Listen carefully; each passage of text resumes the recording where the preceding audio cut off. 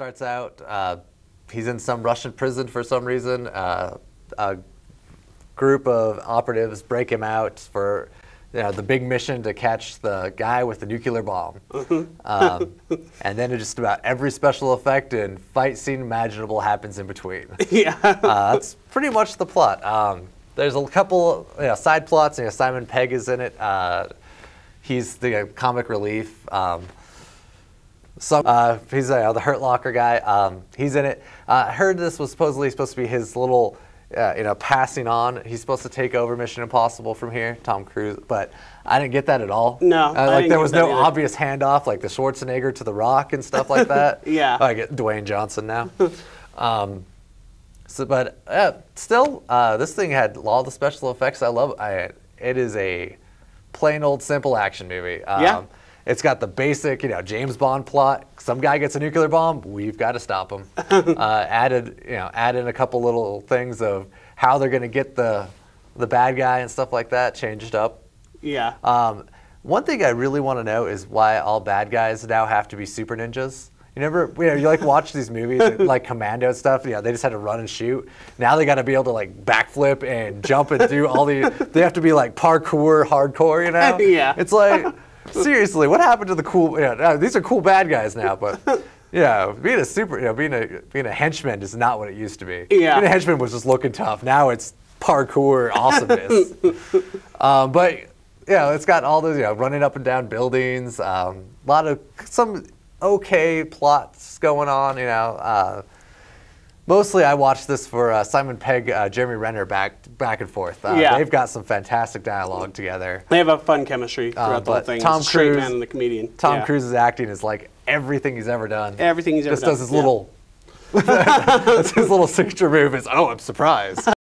Some cool fight scenes. Yeah. On that, so B minus C plus. B minus C plus. I give it a B plus. I think that this is directed by Brad Bird, which I think a lot of people are excited about him doing this movie because he's a Pixar director. He's never done live action before. He did The Iron Giant a long time ago. Then he picked up in the Pixar crew with The Incredibles and Ratatouille.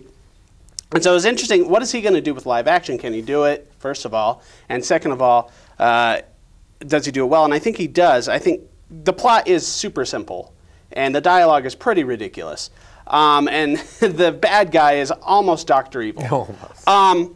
But he directs these set pieces, these action set pieces so well that you just forget about that because you're having so much fun. There's this great sequence where he's climbing up the side of this giant building in Dubai or Mumbai, one of those cities, and he has these sticky gloves that may or may not work. One of the big plot things about this movie is that the agency that they work for has been disbanded, so all the stuff that they have is kind of low rent. They don't have as good of equipment as they used to have.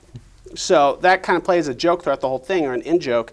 And because of that, you get some really creative uses of set pieces, and there's like 5 or 6 of some of the best ones I've seen all summer.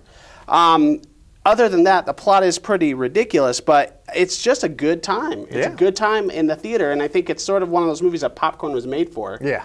And Tom Cruise is just doing the Tom Cruise thing, but it's it kind of proves that he's almost 50 years old, but he can still be a believable action hero. And he does all of his own stunts, which is props to that. Yeah, because there's some scary stuff I wouldn't be doing. Nope. And a good use of CGI where it's not too obvious or too blatant. I'd say definitely go out and see Ghost Protocol. I think it might be, even if you're not a fan of some of the other ones, I think this one is a lot more populist. Oh yeah, way better than 2. Yeah, I think I might like 3 a little bit more, the J.J. Abrams one, but...